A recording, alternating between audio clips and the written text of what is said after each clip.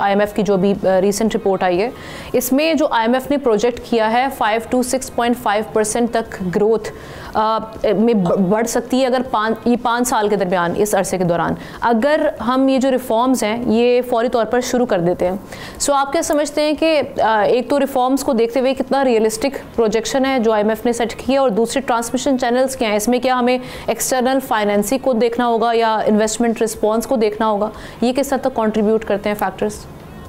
जी देखिए, करप्शन के हवाले से या उस पर एक नंबर लगाने के हवाले से 2-3 इदारे हैं। आईएमएफ के एस्टिमेट्स आते हैं, वर्ल्ड बैंक के एस्टिमेट्स आते हैं, और एक इदारा है ट्रांसपेरेंसी इंटरनेशनल से। लगभग जो एस्टिमेट किया जाता है वो 7 से 8% ऑफ द जीडीपी का नुकसान है, जिसका आसान अल्फाज में ये मतलब है कि तकरीबन 9,000 अरब रुपए की ये इदारे कहते हैं ऑन एवरेज सालाना करप्शन होती है। और उसको भी और आसान कर लें कि पाकिस्तान में जो तकरीबन 3-3.5 करोड़ ख़ानदान बसते हैं, तकरीबन हर ख़ानदान के हिसाब से लगभग 3 लाख रुपया जो है वो करप्शन की कीमत है या करप्शन की कॉस्ट आ जाती है। तो 9,000 अरब सालाना हर पाकिस्तानी ख़ानदान का हिस्सा, उसमें आप समझिए कि उसकी जो कॉस्ट है, जो उसके ऊपर बर्डन आता है हर पाकिस्तानी ख़ानदान के ऊपर, वो 2.5 से 3 लाख रुपया सालाना की कीमत। तो कीमत बहुत बड़ी। एक जो बड़ी इंपॉर्टेंट नुक्ता मैंने उस रिपोर्ट में देखा है वो ये है कि वो रिपोर्ट ये कहती है कि हम अमूमन करप्शन का जब जिक्र आता है तो उसको एक साइड नोट, छोटा सा नोट बना के लिख देते हैं, बल्कि असल बात यह है कि जो माशी बहरान हमें पाकिस्तान के अंदर नज़र आता है उसमें एक मरकज़ी रोल है, सेंट्रल रोल जो है वो करप्शन का है। ये बड़ा इम्पोर्टेंट पैराग्राफ था जो मैंने इसमें देखा है। और दूसरी चीज़ ये कि जो स्पेशल कंसेशन के हवाले से इन्होंने कहा है कि ये ख़त्म करना है, और माली कंट्रोल के हवाले से कहा है कि इसको अगर सख्त कर लिया जाए तो रेवेन्यू और आपकी जो ट्रांसपेरेंसी है वो इम्प्रूव होगी। लेकिन अभी मैक्रो इकोनॉमिक रिस्क के हवाले से ज़रा बताइएगा कौन से हैं और आपकी रिकमेंडेशन क्या है कि कौन से ऐसे इकदाम करके हम इसको कंट्रोल कर सकते हैं? देखिए, पूरी रिपोर्ट पढ़ने के बाद जो लुबे लुबाब है, अगर उसको आप 2 या 3 जुमलों में आप समझे कि वो आप दरिया को कूजे में बंद करना चाहती हैं, तो वो ये कहते हैं कि पाकिस्तान के अंदर सवाबदीदी इख्तियारात बहुत ज़्यादा हैं, यानी कि डिस्क्रेशनरी अथॉरिटी जो है हुकूमती अफसरान के पास, पाकिस्तान के सियासतदानों के पास, वो बहुत ज़्यादा है, और अकाउंटेबिलिटी नहीं है। तो इख्तियारात, सवाबदीदी इख्तियारात बहुत ज़्यादा हैं, अकाउंटेबिलिटी नहीं है, और जो नेचुरल नतीजा उसका निकलता है वो करप्शन है। तो इसी वजूहात एक चीज़ बताइएगा, वो हम अखबार नवीस जो है ना वो कहते हैं सिनिक हो जाते हैं, ये कोई पॉजिटिव चीज़ को नज़र नहीं आती। मुझे अगर ज़ाती तौर पे पूछें, देखिए कायद-ए-आज़म से मामला शुरू हुआ था, आपको याद है बड़ा मशहूर जुमला, जब अगरचे अल्लाह ने मोहलत ही नहीं दी उनको, 1 साल के बाद उनके पास चले गए थे, तो जब उनसे बात हुई थी कि मामलात को आप कैसे चलाएंगे, आपके पास टीम है, तो उन्होंने कहा था मेरी जेब में खोटे सिक्के हैं, सिवाय एक लियाकत अली खान मरहूम के अलावा वो कहते हैं कि कोई बंदा उनके साथ नहीं था। भुट्टो साहब दुनिया से चले गई, ये कहते हैं कि मुझे 2 दर्जन लोग अच्छे मिल जाएँ तो मैं मुल्क की तकदीर बदल सकता हूँ।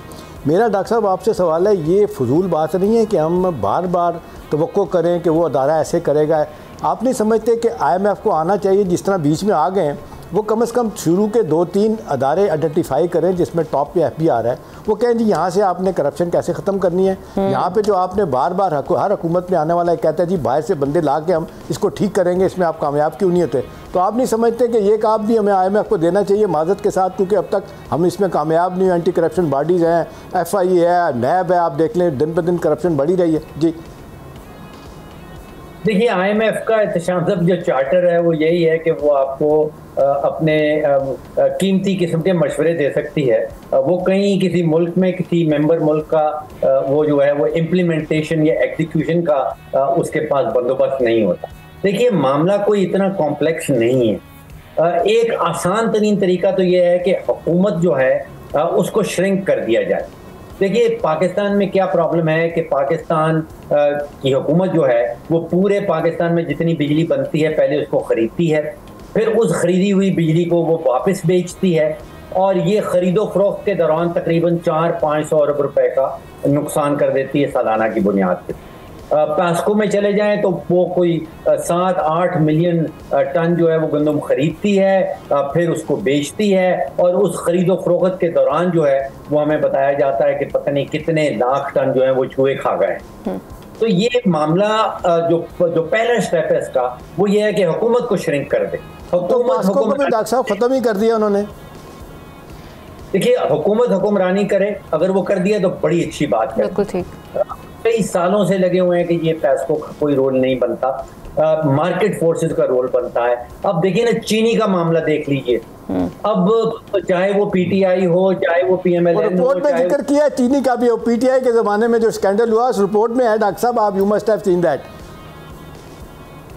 देखिए, वो जब रिपोर्ट आई जी, जब वो रिपोर्ट आई थी, बड़ी जबरदस्त रिपोर्ट लिखी गई थी, वजीर आजम साहब ने उसको सराहा था। फिर वजीर आजम साहब ने, आप यकीन कीजिए कि मुझसे पूछा था कि इसका इलाज क्या है, तो मैंने तो बड़ा ही सिंपल इलाज बताया था। मैंने कहा आपको कोई डंडे की जरूरत नहीं है, इसका इलाज ये है कि आप पाकिस्तान में शुगर की इंडस्ट्री को कंप्लीटली डीरेगुलेट कर दें, यानी कि मार्केट फोर्सेस पे छोड़ दें, आप एक्सपोर्ट इंपोर्ट की कंप्लीट इजाजत दे दें।